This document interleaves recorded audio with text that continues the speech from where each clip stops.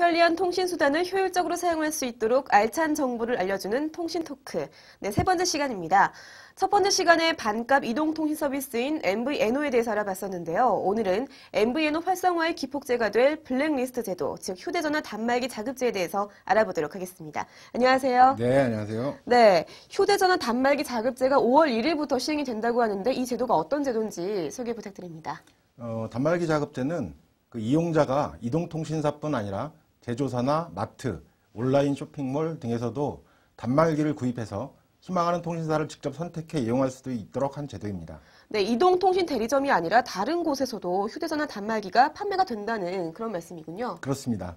그 가까운 일본에 가보면 길거리 편의점이나 대형 할인마트, 온라인 등에서 단말기를 쉽게 구입할 수 있는데요. 이 휴대전화 단말기를 자신이 원하는 이동통신 업체로 등록해 사용하면 됩니다. 이미 미국이나 일본 등에서는 이런 유통구조가 정착되어 있습니다.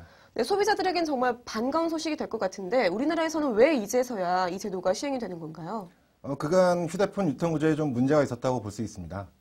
지금까지 우리나라는 이동통신사가 휴대전화 단말 제조업체로부터 단말기를 구입해서 자사의 대리점을 통해 유통하는 구조였는데요. 그렇다 보니 소비자의 선택폭이 적었던 것은 물론 의무 가입기간 설정 등 부작용이 적지 않았던 것이 사실입니다. 네, 그렇습니다. 거의 휴대폰 판매가 이제 이동통신사에서만 그동안 담당을 해왔기 때문에 부작용도 있었고 문제가 많았었는데 이번 휴대전화 단말기 자급제로 인해서 유통시장에 좀 변화가 생긴 거라고 볼 수 있겠군요. 예, 그렇습니다. 혁명이죠, 어떻게 보면. 기존의 그 이동통신사가 주도하던 시장 체제에서 소비자 중심의 유통 구조로 재편이 일어나는 것이라고 볼 수 있습니다. 네, 소비자에겐 참 좋겠지만 이동통신사 입장에서는 좀 달가워하지 않을 그런 소식이 될 것 같아요. 그렇습니다. 이 제도가 도입되면 소비자가 원하는 단말기를 자신이 구입해서 자신이 원하는 이동통신사에 가입하면 되기 때문에 이동통신사 입장에서는 아무래도 주도권을 뺏기게 되는 셈이죠. 네, 그럴 것 같습니다. 제도 도입 초기에는 주로 중저가 휴대폰이 그 대상이 된다고 하는데 그 이유가 무엇인가요? 우리나라에서 그 중저가 휴대전화 시장이 형성되지 못한 것이 사실인데요. 이것은 바로 잘못된 유통구조에 의한 것으로 볼 수 있습니다. 외국에 비해서 고가 단말기 위주로 단말기 시장이 형성된 것은 제조사하고 이동통신사가 프리미엄 단말기 유통 판매에 치중했기 때문입니다. 그러나 이번 제도 시행으로 소득 계층에 따라서 중저가 휴대전화를 구입해서 가계 통신비 부담을 줄이는 수요가 있을 것으로 보입니다. 네, 만약에 개인이 외국에서 휴대전화를 사와서 유심칩만 갈아 끼우면 사용할 수 있다는 거죠? 네, 그렇습니다. 3G 폰의 경우인데요. 개인이 해외에서 단말기 한 대를 반입해 오면 방통위에 신고서만 제출하고 유심을 끼우면 바로 이용할 수가 있습니다. 별도로 이동통신사의 단말 정보를 등록할 필요가 없는 거죠. 네, 지금까지 이번 제도의 이모저모에 대해 살펴봤는데요. 소비자들이 주의해야 할 점도 있을 것 같아요. 만약에 중고 단말기를 온라인으로 샀는데 그 단말기가 분실된 거라든지 도난된 것이라면 그때는 어떻게 해야 되나요?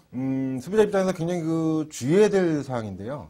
다행히 방송통신위원회 산하에서 한국정보통신진흥협회에서 단말기 식별번호 저해 서비스를 실시하고 있습니다.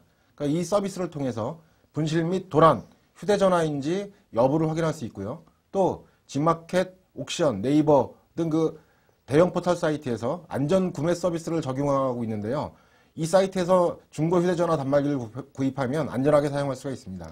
네, 마지막으로 이 4세대 이동통신인 LTE 단말기도 이번 제도의 적용 대상이 되나요? 네, 정부에서는 LTE 폰도 단말기 자급제 적용 대상으로 하고 있습니다. 그러나 이동통신사별로 주파수가 많이 다른데요. 외국하고 우리나라하고. LTE 자급제 단말기가 출시되기 전에는 유심 호환이 아직은 좀 어려울 것으로 보입니다. 네, 그렇군요. 5월 1일부터 시작된 휴대전화 단말기 자급제. 아직 부족한 점도 많고 개선되어야 할 점도 많지만 시행 취지에 맞게 이동통신사 위주의 유통 질서를 깨고 소비자에게 편의를 줄 수 있는 제도로 잘 정착되길 기대해 보겠습니다. 네, 오늘 도움 말씀 고맙습니다. 감사합니다.